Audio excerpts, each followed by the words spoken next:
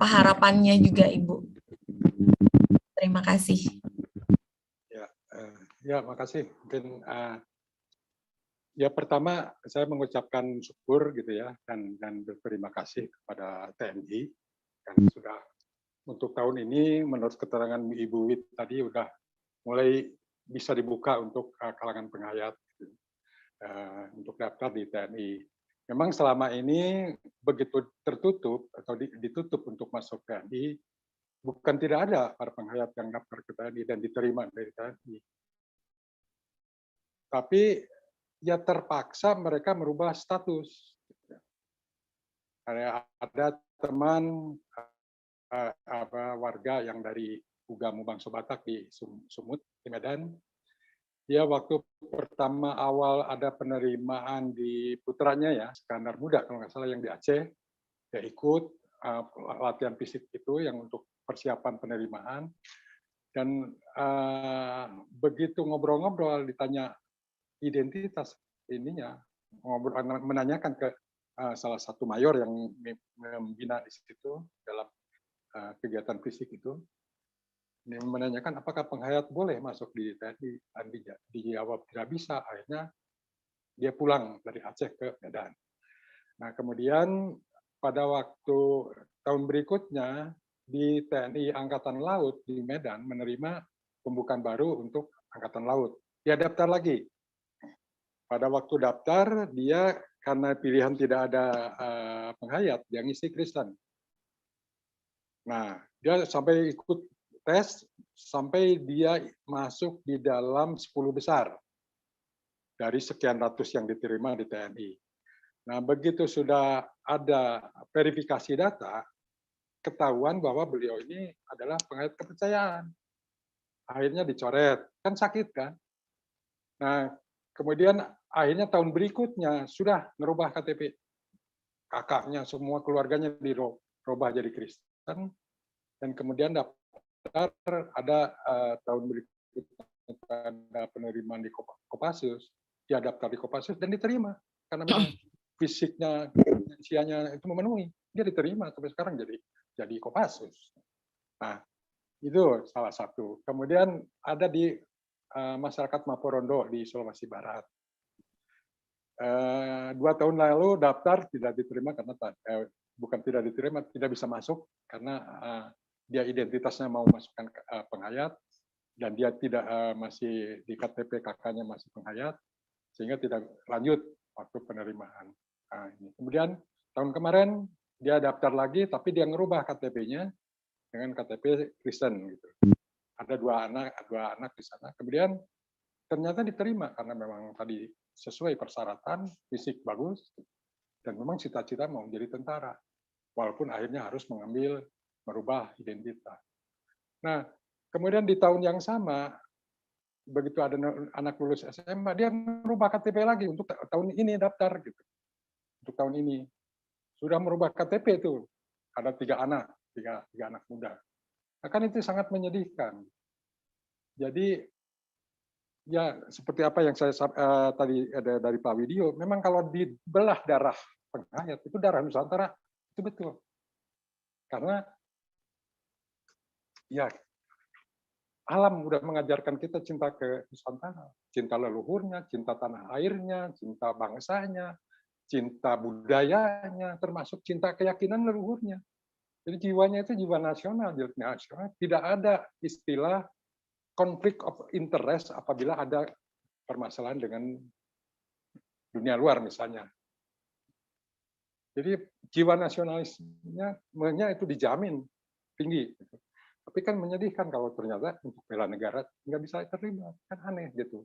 Dan yang lucu tahun kemarin di penerimaan Komcad untuk di Departemen Pertahanan, ada anak yang dari Maporondo juga tuh yang daftar gitu ya, yang lapor, maksudnya lapor daftar bahwa yang lain juga banyak yang daftar cuma tidak melaporkan. Nah, lapor ke saya, Pak, itu di isiannya tidak ada untuk penghayat. Yang lucu dia kirim juga ininya kan di screenshot ininya pilihan agama. Yang lucu di situ malah agama Shinto ada, kan aneh. Jadi di situ ada pilihan tuh Islam, Kristen, Katolik, Hindu, Buddha, Konghucu, Shinto. Udah yang lain nggak ada. Kan aneh itu. Makanya ini pernah saya bicarakan juga dengan Menko di rapat dengan Kemenko Hukam ya, karena ada bukti-buktinya gitu. Nah itu kan jadi sangat menyedihkan gitu. Kita dianggap ini stigma terhadap penghayat itu kok bertahan terus-terusan dipertahankan.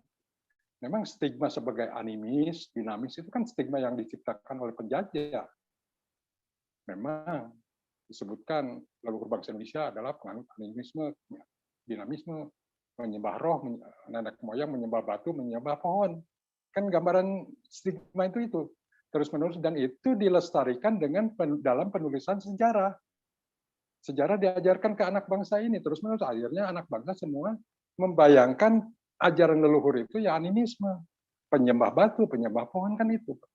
Dan itu melekat di dalam pikiran orang Indonesia. Begitu misalnya dia jadi pejabat, gambaran itu masih nempel. Nah, akibatnya gitu, tidak bisa penghayat bisa masuk atau TNI misalnya. Dan bersyukur ini ada perubahan, karena dengan kita berupaya terus-menerus berkomunikasi, kita juga dengan Kemenko Polhukam beberapa kali kita pertemuan, dengan Lemhanas juga pernah bicara.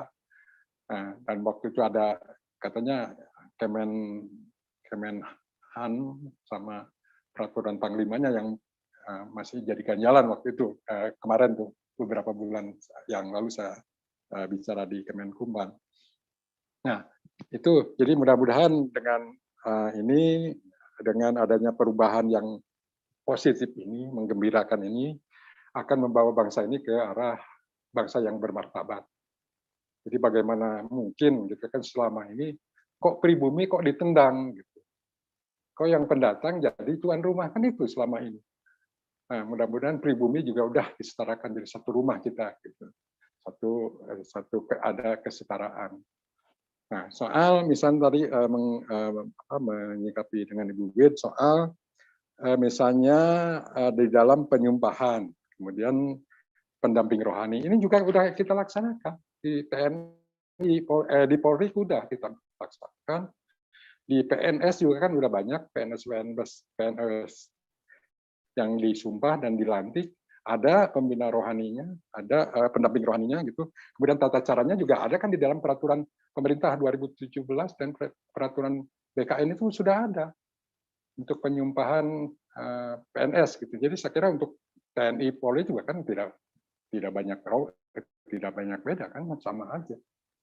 Karena pada intinya kan hanya beberapa kata yang berbeda gitu. Dari demi Allah menjadi misalnya demi Tuhan yang Maha Esa, kan itu cuma beda dikit-dikit aja. Itu udah berjalan, jadi saya kira itu bukan problem ke depan. Cuma barangkali memang bisanya nanti sudah bertugas sebagai TNI, kan di TNI ada pembinaan mental yang dikelola oleh Pusbintal kalau nggak salah ya, di TNI itu, Pusbintal TNI. Nah, selama ini kata waktu rapat di Menko Polhukam, yang Kristen sudah ada. Nah, yang penghayat kan belum ada. Nah, ini kan bukan hal yang susah untuk diadakan gitu kan. Karena kami ada siap untuk bekerja sama untuk itu. Jadi itu kembali saya mengucapkan terima kasih ke Bu Wid, ya, khususnya ke Panglima dengan adanya perubahan yang membaik ini. Jadi barangkali itu. Nah, mungkin ke Bu Ratna gitu ya. Ini ada sedikit barangkali informasi bahwa sebetulnya perkawinan penghayat itu sudah tidak ada masalah. Nah, cuma kan dulur-dulur dari Cigugur ini kan ingin pemuka penghayatnya itu dari komunitas Cigugur sendiri. Nah, problemnya untuk mengajukan sebagai pemuka penghayat itu Direktorat Kepercayaan Kementerian Dikbud itu mensyaratkan harus yang terdaftar di pemerintah organisasinya, dan teman-teman Cigugur kan belum terdaftar. Tapi itu tidak ada halangan karena toh pemuka penghayat itu bisa ngambil dari mana saja, tidak perlu ini karena sama dengan halnya misalnya di Islam. di Islam itu kan ada NU, ada Muhammadiyah, ada Persis, ada apalagi macam-macam. Toh waktu perkawinan di KUA kan tidak ditanyakan penghulunya itu dari NU. Kalau orang NU kawin harus dari NU. Kalau Muhammadiyah mau kawin harus penghulunya dari Muhammadiyah, kan enggak. Tapi cukup penghulu yang ditugaskan di situ. Nah, untuk penghayat juga ini ke depan saya sudah mengusulkan gitu ke direktur bahwa sudah di setiap kabupaten sediakan aja penghulu, semacam penghulu itu yang ditugaskan oleh negara ini karena untuk mencatatkan gitu peristiwa perkawinan secara penghayat. Nah, karena yang mengawinkan itu kan tetap komunitasnya, walaupun misalnya saya dari budidaya, ya, misalnya saya jadi pemuka penghayat, ada dari kepribadian atau dari kecintaan Ibu Pertiwi di Karawang misalnya mau melangsungkan perkawinan secara penghayat, ya kita bisa menjadi pemukanya di situ. Yang mengawinkan ya komunitasnya, kita hanya menyaksikan bahwa ya betul di situ telah terjadi perkawinan secara kepercayaan, kan itu saja. Dan itu nanti dokumen itu yang jadi bahan kelengkapan untuk dibawa ke kantor catatan sipil pada waktu meminta akte perkawinan.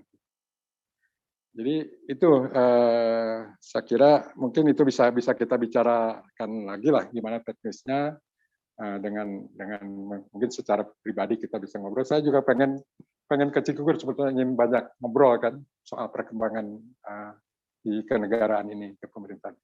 Jadi soal perkawinan itu sebenarnya 2007 itu sudah clear. Tahun 2007 dengan keluarnya PP 37 tahun 2007 tentang undang-undang itu sudah clear bisa dilangsungkan perkawinan secara kepercayaan. Hanya waktu itu identitas KTP yang belum. Nah, jadi itu saja saya kira, dan kembali saya sangat karena saking senangnya saya terhadap Ibu Win dengan informasi bahwa TNI sudah bisa dibuka. Jadi itu akan menggembirakan warga penghayat di seluruh Nusantara ini. Terima kasih, Mbak.